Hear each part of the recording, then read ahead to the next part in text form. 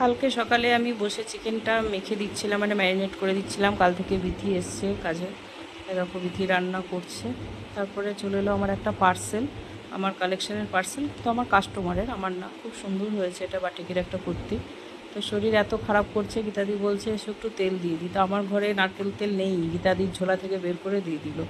তারপরে আর ভিডিও করতে পারিনি। এটা সন্ধ্যেবেলা, সন্ধ্যের কিছু কাজ ছিল সেগুলো সারলাম। আর বর গেছিলো কালকে কলকাতা, তো বর ফল টল আনতে পারিনি। তো আমি কষ্ট করে একটু গেলাম বেরিয়ে। দেখো বিচ্ছুগুলো সব নিচে লাইন দিয়ে শুয়ে আছে, আমাদের গ্যারেজটা খুব ঠান্ডা। আর দেখো মাকে একটু প্রণাম করে নিলাম, জয় মা। এদিকে রাস্তা বন্ধ, দেখেছো রাস্তায় কাজ হচ্ছে, পুরো রাস্তা বন্ধ। আর আমার শরীর ঠিক না থাকলে যা হয়, দেখো ঘরে পড়া যে এটা পরে স্লিপারটা পরেই আমি বেরিয়ে চলে এসেছি, কী আর বলবো। তারপরে যে ফলের দোকানে এলাম। আর বহরমপুরে এত যানজট, না কি বলবো, একটু রাস্তা ক্রস করা যায় না, হাঁটা যায় না, মানে যানজটে ভর্তি।